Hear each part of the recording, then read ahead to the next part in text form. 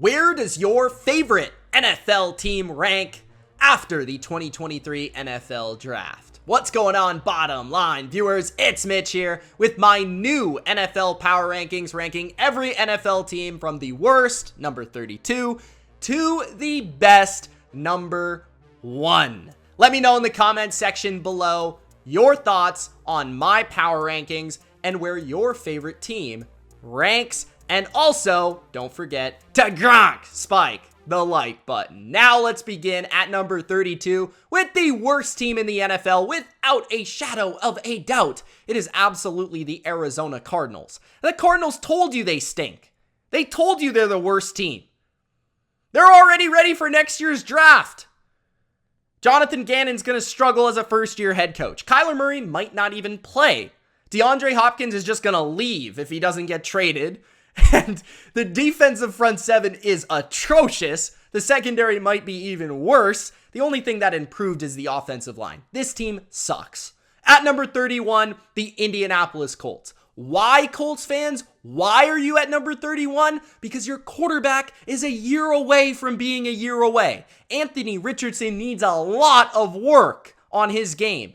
And it's not going to happen in year one. If you just think he's going to be able to run all over everybody, it hasn't exactly worked out for victories, for W's, for the Chicago Bears just running their quarterback all game when they don't have a competent passing game that anyone is afraid of. I don't see it this year with the Colts because Richardson is way too raw, and the offensive line is not very good either. I think it's completely overrated. At number 30, a team with a better young quarterback and a better offensive line. That's the Houston Texans. Yeah, I said it. The Houston Texans I have above the Indianapolis Colts because CJ Stroud is more pro-ready than Anthony Richardson, without a doubt. And the offensive line is really sneaky good, really balanced. They'll be able to run the football, which is going to open things up for this less than stellar receiving core. But I have confidence in Dalton Schultz. I think one of Tank Dell or John Mechie can break out. I think Nico Collins, still waiting for him to break out. And the defense will definitely be better with DeMeco Ryans coaching it. Will Anderson, maybe helping that pass rush out. And then, of course, in the secondary, my guy, Jimmy Ward. So the Houston Texans, I think, are going to be the best they've been in years. At number 29, the Tampa Bay Buccaneers. Tampa Bay Buccaneers are at 29 because they still have talent on offense and defense, but I do not trust the quarterback or the coach. Period. End of story. They need a new quarterback. They need the next franchise guy. It's not Baker Mayfield. I don't care what type of myth you put in my comment section. It's not happening for me. You're not selling me. Stop trying to sell Baker Mayfield. I'm over it, okay? The offensive line has a lot more pieces, depth to plug in and hopefully make that work. But this is a completely new scheme. The receivers are getting older. The run game is atrocious. We saw it last year. That's not going to help Baker Mayfield very much. And the defense, I like younger, faster, better. But Todd Bowles stinks. Bro, I can't. So at number 29, the Tampa Bay Buccaneers. I'm sorry, Bucs fans. I want to rank you higher. I just can't. At number 28, I have the Chicago Bears. The reason I have the Bears at 28, some people say, oh, that's crazy because Justin Fields is MVP. Well, Chicago Bears, once they get a quarterback who doesn't fumble the ball all the time, get sacked all the time, and can actually read a defense and accurately throw the football, I will rank them higher on this list. But the fact of the matter is, their quarterback, I'm not a fan of. I'm not buying the hype of Justin Fields. And on top of that, their defensive line is putrid. It stinks. And then their secondary is young. I'm not ready to say they're ready to roll. I like the linebackers, but Eberflus has nothing to work with on defense to make his scheme work. So DJ Moore is great. The improvement on offensive line is great, but they can't stop anybody. And their quarterback, I can't trust. So I got them at number 28. At 27, the only reason I have the Los Angeles Rams at 27 and not at 33 is because Matthew Stafford, Sean McVay, too much respect for that duo and those two at quarterback and coach, and then Cooper Kupp and Aaron Donald. That's it. If you look at the defensive depth chart, I can't even understand how a defensive depth chart gets to this point where I think most NFL fans could not name another defensive starter on the Los Angeles Rams outside of Aaron Donald. It is that bad. And then they're going to be trailing in games, getting Matthew Stafford hit and hurt, and it's going to end very poorly. So as much as I like Sean McVay and think he can really coach, I just don't see how this ends well for the Los Angeles Rams in 2023. At number 26, the Green Bay Packers. I'm not getting sold this love affair, okay? I was not struck by Cupid when it came to Jordan Love and the Green Bay Packers. Why? Because you look at this receiving core, if Aaron friggin' Rodgers could not make this work, what makes you think that Jordan Love is going to be able to make this work? I'm sorry, Christian Watson is great. Who else do you got other than rookie tight ends, rookie receivers, young guys that stink, running backs? Great, you can run the football, but Jordan Love's got no help other than Christian Watson. And then defensively, we know Joe Barry's going to stink the whole joint up. We know how that works. He can have all the talent in the world. You could take the NFC Pro Bowl roster, and his defense will still stink. So at number 26, I got the Packers. At number 25, the Las Vegas Raiders. The reason I have the Raiders at number 25, honestly, this could be the floor for the Raiders because their offense is so good that I can't see them being terrible. Like, the worst they could be is last year Raiders, where their defense is so bad that it's like unbelievably awful and putrid. But I do believe their defense will be a little bit better with Tyree Wilson there, and I do think their secondary is deeper and perhaps better, and second year in the system defensively for a lot of these guys. So I do feel that it's going to be better on defense, just a little bit. Not great, but a little bit better. But offensively, I think Jimmy Garoppolo will be an upgrade as long as he can be upright in that pocket and not injured on the sidelines for this team. I like the offensive line, especially with the chemistry they build in year 2 under McDaniels, and then great receiving core, Devontae Adams, Jacoby Myers, Hunter Renfrow, tight ends, Austin Hooper, Michael Mayer, and then running back, Josh Jacobs, leading rusher. So they're going to run the ball, pass the ball, score points, and that's going to keep them from being an absolutely terrible football team this year. At number 24, I got the Washington Commanders, who have a very well-rounded roster, and the thing I love about the Commanders is I like their roster, but they have upside at quarterback for the first time in a while with Sam Howell because we don't really know what he is. But if he stinks, you can just throw Jacoby Brissett in there and you'll be fine. And you'll win at least 7 games. So you're fine. You got the floor play, you got the ceiling play. I like Eric Bieniemy as the OC. I think the offensive line isn't great, but it's solid with a lot of pros.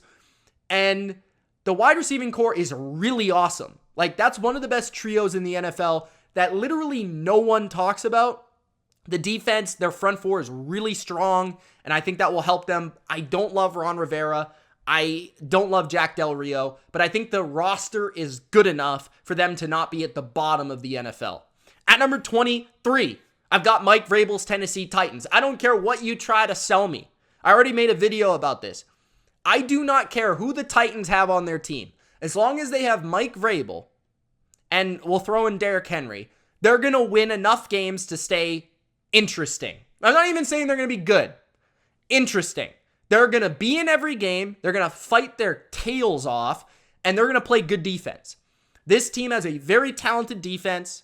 I think their pass rush is going to be exponentially better this year, adding Arden Key and getting back Harold Landry. And then offensively, I don't think they can be any worse from a scheme standpoint and any worse from a receiver standpoint than last year. So honestly, the arrow could be pointed up, but we're really sleeping on this team. I don't really know where to rank them, to be honest. At number 22, I got the Atlanta Falcons, another team I don't really know where to rank because they're a lot like the Titans. I think they're going to play their tails off every week. They're going to be in every game because of the style that they play. They want to run the football. They want to be power running team, and they want to be old school. Bijan Robinson is Arthur Smith's new Derrick Henry. And I think this offense could be really hard to stop in the running game. This is a very good offensive line. Like, the reason I have them above Tennessee is because their offensive line is so good. I think it's one of the best in football. And Desmond Ridder really could throw the ball 8 times and they still win football games. They got Kyle Pitts. They've got Drake London. They've got receivers to get the ball to, unlike Tennessee. And then their defense, not maybe as strong as Tennessee's, but good front interior. Calais Campbell, Grady Jarrett, David Onyemata, improved linebacking group. And then a secondary that's pretty darn solid with AJ Terrell and now Jesse Bates at safety. So the Atlanta Falcons, I wouldn't be shocked if this team made the playoffs. I really have that much hope for this team. At number 21, the Denver Broncos. Again, guys, I don't care what you sell me about Russell Wilson. It's Sean Payton. I do not care, okay? Russell Wilson can stink it up, and this team will probably still win 6 games at the very worst, okay? So the Denver Broncos have a pretty competent defense. I think it might be a little overrated. I'm not in love with the pass rush, but I do love the addition of Zach Allen, and I do think Randy Gregory, when healthy, is a very good football player. The linebacker position did improve from the draft, and the secondary has 2 elite players, one at safety, one at corner. And then the offense did get better this offseason. The offensive line is very solid across the board. Mike McGlinchey and Ben Powers really improve it. They've got receivers. They added one, Marvin Mims, in the draft. Javonte Williams hopefully will be healthy. And I think Jerry Jeudy's about to have his best season of his career under Sean Payton in that slot. So I think this team has a higher ceiling than some would think. And I think they also have a pretty high floor, given the fact they've got talent with a very good football coach. At number 20, I have the Minnesota Vikings. The Minnesota Vikings, I don't think they have the ceiling that Denver has, but I think they're going to be more average more often. Like, they're going to average out to being average. I just don't think in this conference, if you have a top 3 quarterback in this conference, which I do believe Kirk Cousins is, to be honest with you, I just don't think you're going to be that bad. Like, the receiving core is there. Jordan Addison added to Justin Jefferson and KJ Osborne, my guy. Dalvin Cook should still stick around with Madison in the backfield. And then you've got TJ Hawkinson at tight end and a pretty good offensive line that was there from last year. So I feel like this offense is still going to score points. The defense is my issue, but when you think about the defense last year, their pass rush could be better with Marcus Davenport added to Zadarius Smith, hopefully sticks around, and Danielle Hunter. And then the secondary cannot be worse. I mean, it was so bad last year. Like, guys were running wide open. Like, the Patriots' Patricia offense looked like the next coming of the 07 Patriots. It was that bad. So the Vikings, honestly, they might not be as lucky as last year, but they could, at the end of the day, at the end of the season, might actually be more competent and competitive at the end of 2023 than they actually were in 2022, because their defense might actually be able to stop somebody at the end of the day. At number 19, the New Orleans Saints. The New Orleans Saints, I think, are in this weird space where some people think they're underrated and some people think they're overrated. I think they're rated, okay? Derek Carr, I don't think he's going to come in and solve anything. He needs to come into a situation where everything is already pretty solid, and I think that's the case with the Saints. I think their offensive line is pretty good. Not great, but pretty good. I think their running backs, with Alvin Kamara getting older, I'm a little bit unsure if it's still great, but it's still good with great depth. They added another one through the draft, who I do like. And then Keandre Miller. Wide receiving core, Michael Thomas. Who knows if the guy's going to be available? His name's can't guard Mike, but honestly, I think it's can't find Mike, to be honest with you. And then Chris Olave is a stud. We know this. Defensively, secondary is excellent, although the safeties are mostly names at this point, more so than they're actually playmakers.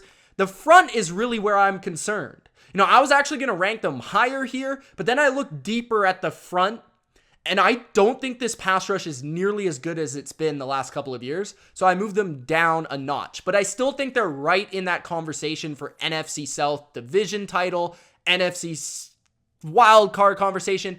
They're right there depending on how well Derek Carr plays and how much better their coaching can get. It was not very good last year on the offensive and really head coaching standpoint. And then we've got the Carolina Panthers. The Carolina Panthers are my number 1 rated team in the NFC South. Bryce Young, I think, is going to walk in there and he's going to have a great support staff. He's going to have a good enough running game led by Miles Sanders, a good enough receiving core with pros all around him, from Adam Thielen to Hayden Hurst at tight end. And then, of course, you've got a really good coaching staff, Frank Reich, Evero defensively, I think is going to take that defense to the next level, led by Brian Burns. I think Derek Brown could have his best season ever, and I'm looking forward to J.C. Horn being back. Von Bell, extremely underrated addition this offseason to that safety position. I think it's going to solidify that back end. I think Carolina has just as much talent as New Orleans, but I think they've got more upside because we've yet to really see what they can be. I really believe in their defense, and I believe as long as Bryce Young can take care of the football and make some plays when he needs to, I think this could be the team that wins the NFC South. At number 17, the New York G-Men. As much as I want to deny that the Giants are just not going to be as lucky as they were last year, the Giants roster, when you really look at it, it's not that bad. It's actually improved from last year. They got better at linebacker. You could argue they got better at cornerback by adding a first-round pick in Deonte Banks. You could argue that they're the same at pass rush. They're better on the interior defensive line. They're just the same at safety. And they got better in the receiving core, adding Darren Waller, adding Paris Campbell, and Jalen Hyatt, and some nice pieces of speed to get downfield and help Daniel Jones deliver the rock down the football field. As long as Daniel Jones can continue to be a threat with his arm and his legs, and they can continue to have a healthy and motivated Saquon Barkley, then this team's going to be in a lot of games because they're very well coached on both sides. They're phenomenal in situational football, and they just find a way to win. They've got great confidence in their game plans weekly. I think this team is going to be flirting with the playoffs. The question will be whether or not they get lucky enough and they execute at the end of these games in order to just get in. That's kind of how I feel about the Giants right now. At number 16, the Pittsburgh Steelers. I've got the Steelers at 16, although I really see them nowhere near the playoffs in the AFC right now, just because it's so loaded. But they're right in the middle of the league. I like their defense. I think they're always going to be good on defense under Mike Tomlin. Of course, they've got TJ Watt, and Cam Hayward's gone nowhere. And Patrick Peterson will give them an interesting difference of swagger in the back end. The safety position, I think, leaves something to be desired other than Minkah Fitzpatrick, but he's a difference maker. Linebacker, I'm not sure how much better it is. Like, I think it's better, but I don't know how much.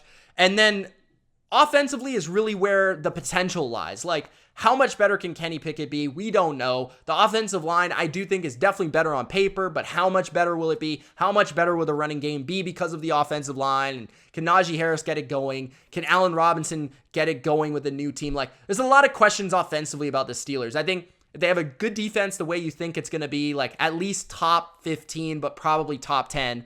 And then if the offense is anywhere in the top half, then they're probably making the playoffs. But if it's still like closer to what it was last year, then they're probably on the outside looking in, just to be honest.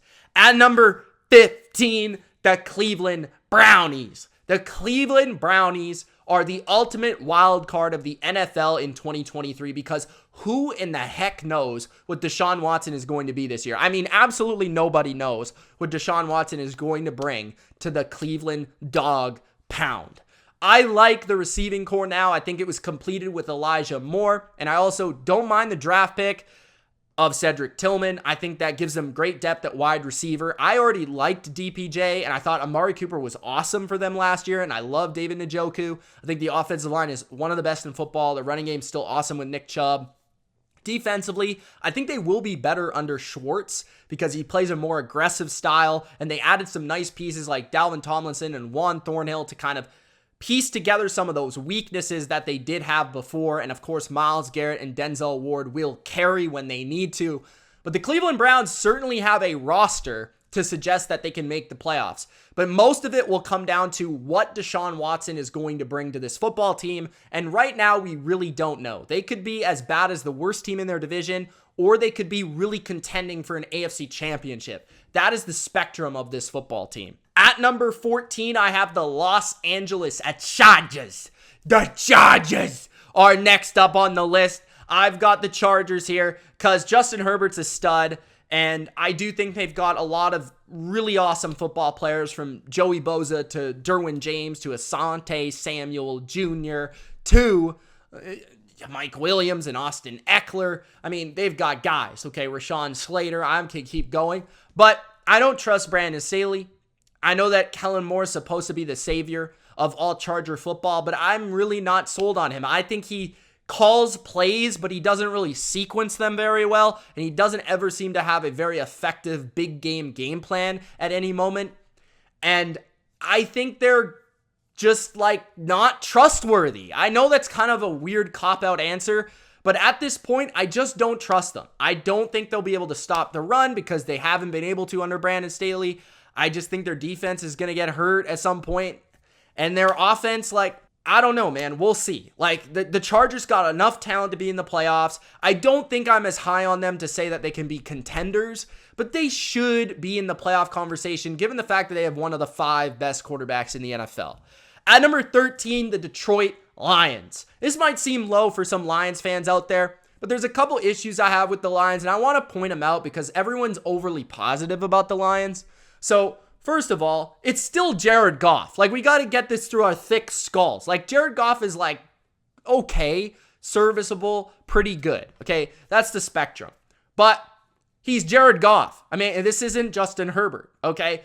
So, the Detroit Lions, I still think, have a capped ceiling when it comes to quarterback play. He's not going to go above and beyond. The running game is awesome, but like, how much did it get better? Like, DeAndre Swift was super efficient when on the football field. Jahmyr Gibbs, I love the guy, but like, what are you really expecting out of that upgrade there? The offensive line's really good. The receiving core is good. I think maybe a little bit overrated because we've kind of built up Jameson Williams to be something that we have just not seen yet, and plus he's suspended. Tight end is not really relevant right now. We'll see what Laporta can give them as a rookie.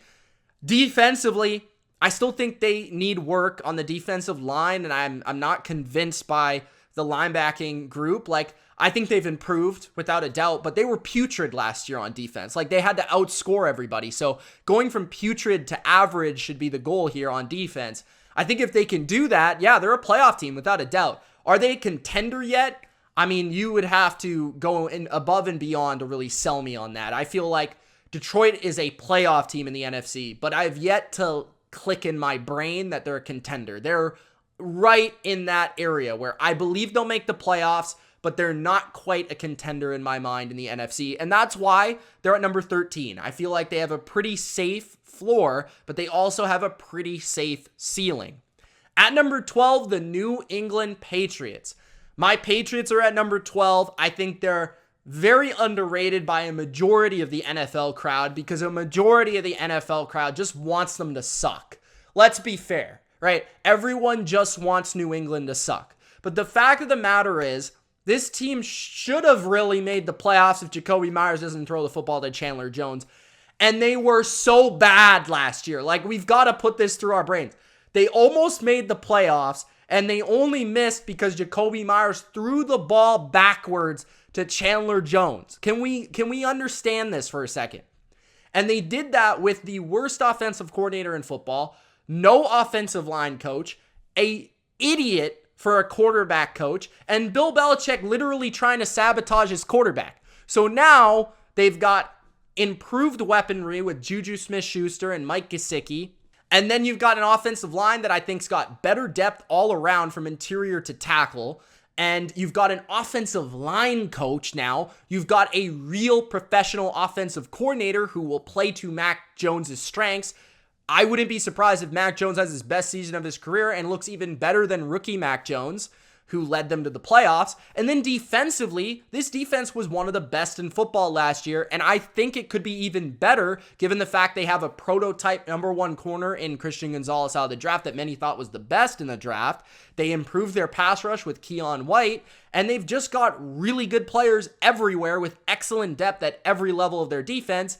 And their special teams cannot be worse than last year. Like, literally the worst team in terms of allowing touchdowns on kick returns. So the Patriots, I think, have a very good floor. Despite being in a division that is extremely difficult and the best in football, their floor is extremely high, and their ceiling, I think, is deceptively high, because if their defense is as good as I think, and their offense is somewhere around the top, even 15, this is definitely a team that can make the playoffs. At number 11, I have the New York Jets, Jets. That means I have all 4 AFC East teams in my top 12. Yes, I do. And The Jets are at number 11 because Aaron Rodgers and a great defense. I don't even need to go much further than that. Aaron Rodgers and a great defense on paper should equate to a playoff berth. I have other questions about other things, like can the offensive line hold up? What's Breece Hall coming back as? Does the receiving core really have as much depth and talent as you think it does? Like, Garrett Wilson is good, but I'm not sure about everybody else. And I don't like the coaching staff really at all. But they've got an extremely talented defense, and they've got an awesome quarterback with some good playmakers around him. Enough for me to think that they are an elite team in this league. Will they win a Super Bowl or contend for one? Probably not, but they should be right in that playoff conversation. At number 10, I've got the Seattle Seahawks, and the only reason I have Seattle in the top 10 and not outside over a team like the Jets or even the Patriots is I feel secure about their spot in the NFC. I really feel like they are a top 5 team in the NFC. I think their offense is extremely explosive. I actually feel like this team has a ceiling that the Lions don't have. Like, I could see their offense really being unbelievable this year, given that receiving core with DK Metcalf, Jackson Smith and Jigba, Tyler Lockett, Noah Fant. Then you got Kenneth Walker, who's an absolute stud. And I think Geno Smith last year at times was playing at an MVP level. Like, maybe won't be as consistent as like a Jared Goff week to week, but he has the ceiling that I think is in that top 10 territory. And the offensive line can only improve because they go from young to a little bit more experienced. Defensively, I think they could be exponentially better. The pass rush should be better, led by Draymond Jones. And then Bobby Wagner's back at linebacker, Devin Witherspoon at corner, Julian Love at safety. This team improved at nearly every level, and they were already a playoff team last year where they were, I think, like right in the game with the 49ers going into the third quarter. So the Seattle Seahawks are my number 10 team. At number 9, the Miami Dolphins. The reason I have the Dolphins at number 9 is really talent. Does this mean I predict the Dolphins to make the playoffs? Not really, because I have huge questions about Tua and staying healthy, and I have questions about the offensive line protecting Tua to stay healthy, and I also have questions about whether or not they'll live up to the hype. But when you look at their talent and you look at even the coaching, Mike McDaniel offensively, Vic Fangio defensively, there's a lot to like. There's so much to like. Tyreek Hill, Jalen Waddle, mostly solid O-line, a good enough running back group, a defense that's got talent like Jalen Phillips, Christian Wilkins, Bradley Chubb, David Long Jr., Jerome Baker, Javon Holland, the Canadian, Jalen Ramsey. Like, it's everywhere, okay? It's undeniable.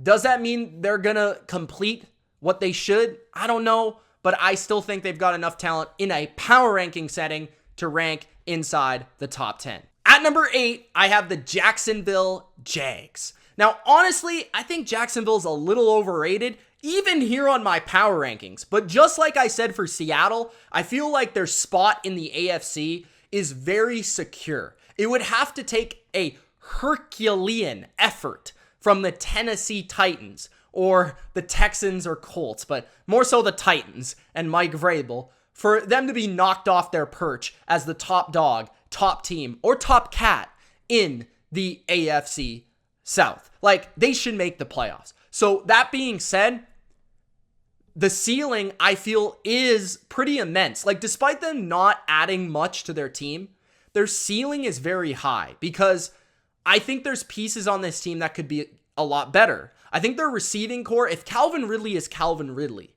like if you have Calvin Ridley from like 2 years ago, plus what we saw from Christian Kirk last year, plus what we saw from Evan Ingram in this offense, plus the electricity of Travis Etienne, plus a quarterback talent like Trevor Lawrence, plus a good offensive line, plus Doug Peterson's play calling, plus maybe the number 1 pick of last year even getting better, Trayvon Walker, plus the secondary maybe getting a little bit better. Like, there's a lot to think about positively for this team. Now, there's also the fact that, hey, they won 9 games last year. Like, people forget about that. Hey, they almost lost to Josh Dobbs last year. So we've got to kind of like, at the same time as getting excited, kind of like, let's wind this in a little bit and understand like where we're at. But there's huge, immense potential to the point where they could win 12, 13 games. I wouldn't be shocked. But at the same time, I could see them winning 9 again, and I wouldn't be shocked. So Jacksonville is at number 8. At number 7, the Baltimore Ravens. I wanted to put the Ravens even higher. It's just a little bit with the defense right now. Like, Rocky Sin just signed at cornerback, which I think was one of the answers that they needed to give to the test. I am still waiting for them to sign Justin Houston, and I still feel like that front 7 could use a veteran presence up there because they lost Calais Campbell as well. But man, the defense could be top 10 and the offense could be top 10. And whenever you're talking about that, you're talking about an excellent football team. I think the Ravens could even be good enough to win this AFC North, which is going to be very, very good. But Lamar Jackson is unbelievable, and he's got the best receiving talent of his career. Odell Beckham Jr., Zay Flowers, Nelson Aguilar, Devin Duvernay, Mark Andrews, the list goes on. Isaiah Likely, don't want to leave him out. And a good running game, as always, led by Lamar Jackson. A new and improved offensive coordinator. I think they're going to be much better from a schematic standpoint. And then again, a defense led by Roquan Smith and Marlon Humphrey and Marcus Williams. Like, just an awesome team. And then if you need to win the game at the end, you know you've got Justin Tucker, and you know John Harbaugh is a great coach. So this team really has a very safe floor, and their ceiling really comes down to, does Lamar stay healthy, and does this receiving core click? Because it does. They're dangerous if it does. At number 6, the Buffalo Bills. I have the Bills at number 6, Josh Allen, and I really felt like they did a really good job of keeping the band together. Like, they were able to keep Jordan Poyer in this building. They were able to pretty much keep whoever they wanted, and then they were able to add a little bit of depth, or maybe even a little bit of an upgrade to the interior offensive line in the draft and in free agency with McGovern and Torrance. And then also you add a little bit of toughness at running back with Damian Harris grinding out those tough yards. The receiving core got a lot more interesting with Dalton Kincaid, who's basically a receiver, but listed at tight end, with Dawson Knox and Stephon Diggs and all these guys. I feel like they're going to be electric on that side of the ball, as we know with Josh Allen. And then defensively, I still think they're solid. I don't think they're great. I think they might be a little overrated, but they've got a lot of depth, a lot of proven contributors, a lot of guys that know the system. And if Tre'Davious White is healthier this year, they could be a lot better than last year, passing defense-wise. At number 5, and entering the top 5, we have the San Francisco 49ers. I have the 49ers at number 5. Kyle Shanahan and a great defense. Like, throw out everything else. I don't even care, okay? I'm not even going to get to Trent Williams or George Kittle or Christian McCaffrey or Brandon Ayuk or Deebo Samuel or Fred Warner or Nick Bosa or Hufanga or Charvarius Ward. Or, you get the point, right? But, okay, at the end of the day, you've got the best play caller in the NFL. You've got, in my opinion, the best coach. And you've got probably the best defense when you add Javon Hargrave to those guys, right? Eric Armstead, Nick Bosa, and Warner, and those guys. And that's all you need to know. Like, I don't care who's playing quarterback. I don't care that Christian McCaffrey's the running back. I don't care about all that. That's all you need to know. That's why they're top 5. Anything on top of that is just a cherry on top. If Brock Purdy's healthy, that's great. If Sam Darnold has to start, they're still going to win. It doesn't matter, okay? They're quarterback proof. It doesn't matter. I don't want to hear it. At number 4, the Philadelphia Eagles. I got the Eagles at number 4. I think they're still an excellent football team. Of course, they beat the Niners last year. I think they've lost some pieces that NFL fans, I think, are overlooking. Like Chauncey Gardner-Johnson, huge loss. Javon Hargrave, huge loss. I'm sorry.